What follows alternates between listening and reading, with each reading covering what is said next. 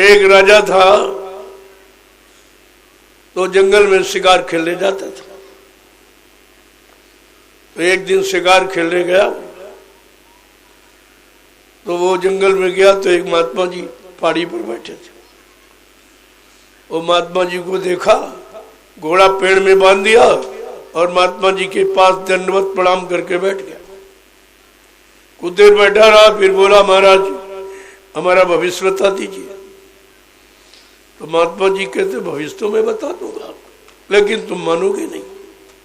अरे कल हम बताएं, मानेंगे? हाँ, मैं जानता हूं, मैं जानता हूं कि तुम नहीं मानोगे, लेकिन मैं बताऊंगा जरूर, क्योंकि मेरा फर्ज है। देखिए, कहा मेरा फर्ज है, मैं जानता हूं कि तुम नहीं मानोगे, लेकिन मेरा फर्ज मैं बताऊंगा जरूर। कहा राजन, ऐसा करना कि जो तुम ये शिकार खेलने जाते हो, ये जीव हत्या है, ये हिंसा। शिकार खेलने मत जाना, लेकिन तुम जाओगे जरूर।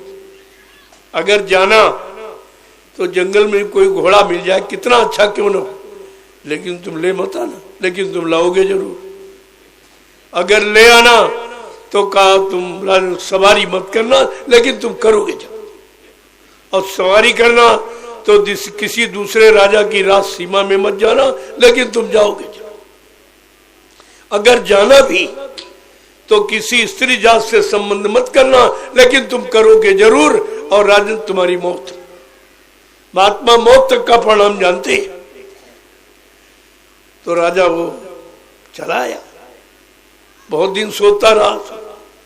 लेकिन प्रेमियों, आपने एक शब्द पढ़ा होगा, होनी, यानी जो जो आपने किया है उसका रिजल्ट आउट, उसका परिणाम आने वाला है।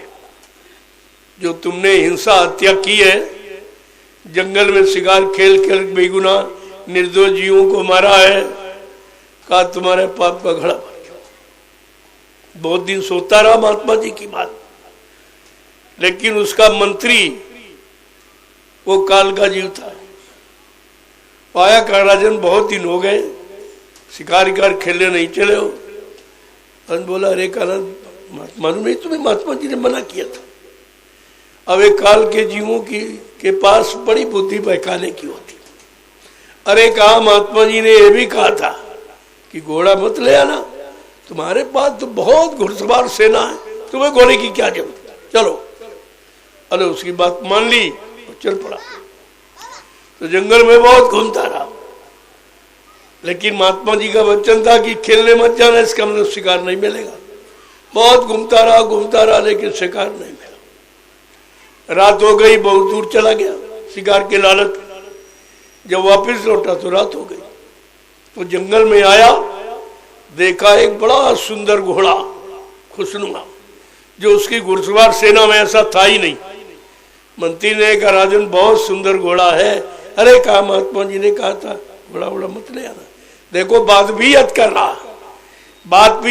रहा, वचन भी याद कर रहा, लेकिन वो काल के जीव जो साथ में जुड़े हैं वो नहीं आपको बैठने दे। अरे कहा, ये कहा था सवारी मत कर, ले चलो, दरबार में बंधेगा तो शोभा होगी। राजा मान गया। और वो थी मौत जिसको महात्मा जी ने मना किया, वो मौत थी। अब वो ले आया, दरवाजे पर बांधा। कुछ दिनों के बाद पड़ोसी राजा ने आक्रमण कर दिया। तो मंत्री दौड़ के आए कि राजन, आप पर चढ़ाई हो गई और जल्दी सेना भेजो।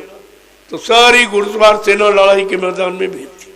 6 महीने युद्ध चला और उसकी सारी सेना मारी गई। तब मंत्री दौड़ाया, राजन जल्दी चलो, तुम्हारी सारी सेना मार दी गई। कहा, मंत्री कैसे चलूं, सवारी तो ही नहीं। कल वो कैसा घोड़ा पड़ा। अरे कहा, महात्मा जी ने मना किया था सवारी मत करना। तो कहा, ये कहा था किसी दूसरे राज की सीमा में मत जाना। आज दुश्मन तुम्हारे राज में घुस आया, उसको खदेड़ दो, भगा दो, बैठो। और मान ली बात, मान लिया, बैठ गया। वो मौत थी, वो तो उड़ गई, उड़ चली। और अपने लातों से दांतों से मौत है, वो तो मारे काटेगी।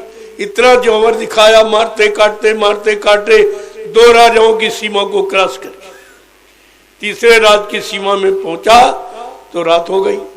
तब ये नियम था कि सूर्यास्त के बाद युद्ध नहीं होता था। राजा वहीं ठहर गया और राजा के घर। उस राजा की एक कन्या थी।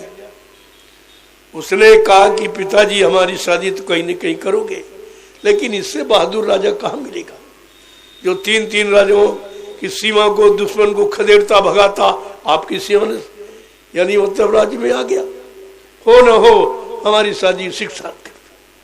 ये है महात्माओं के वचन जो कभी टलते नहीं। और धीरे धीरे तैयारी होनी। कह रहे उसने कहा अरे भाई हमारी बेटी ने आपको पसंद किया, लिहाजा हम शादी करना चाहते। शादी हो गई।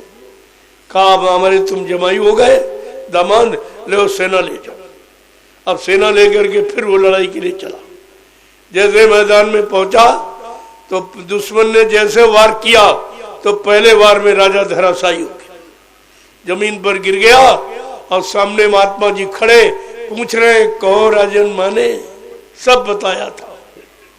तुमने मेरी बात मानी, तुम मेरे वचनों को भी याद करते रहे, लेकिन तुम्हारे साथ ये काल के जीव, तुम्हारा मंत्री, ये तुमको नहीं मानने दिया। अब मेरा अंतिम शब्द रह गया है। मैंने कहा था आपकी मौत है, अब तुम्हारी मौत होने जानी, तुम मौत की गोद में अब जाने ही वाले हो। कहने का मतलब महात्मा मौत तक का परिणाम जानती है, लेकिन मानता कौन?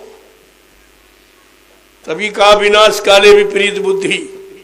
जब जिनका विनाश होने को होता है उनकी बुद्धि विपरीत दिशा में काम करती। कितना अच्छी सच्ची नेक भली सलाह दो, लेकिन उसको खराब करती, क्योंकि उसका समय आ गया।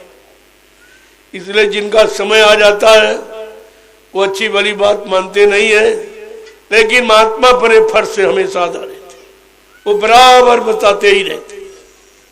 10 जुलाई 1952 से बताया गया। इसके बाद लीला खेल, और तुरंत 10-11 साल से मैं आपको बता रहा हूं। पूरे हिंदुस्तान में राष्ट्रीय मंच लगाकर मैं पूरी जानकारी दे रहा हूं सबको, किसी एक को नहीं। हमारा किसी से कोई दुर्व्यवहार नहीं, हम तो सबका हित चाहते हैं। महात्मा देश समाज के लिए ही आते हैं और देश समाज को सही दिशा और सही ज्ञान देते ही रहते। अगर मान लो तो अच्छी बात है, नहीं मानो भाई तुम परिणाम भोगोगे।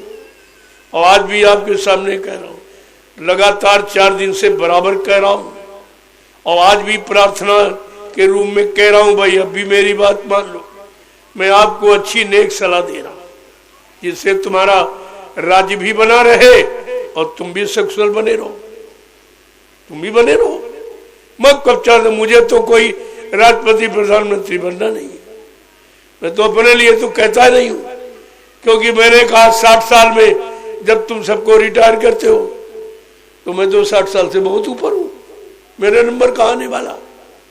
तो मेरे बारे में तो कभी सोचो ही मत। मेरा कोई स्वार्थ लोभ लालच नहीं है किंचित मात्र। मैं तो देश का समाज का भला चाहता हूं, और यही महात्मा का कर्तव्य है, जो सबके लिए आते हैं और सबके लिए सच्ची अच्छी बात बताते। उनके यहां कोई गलत शिक्षा नहीं। तो इन बातों को बराबर ध्यान में रखना चाहिए।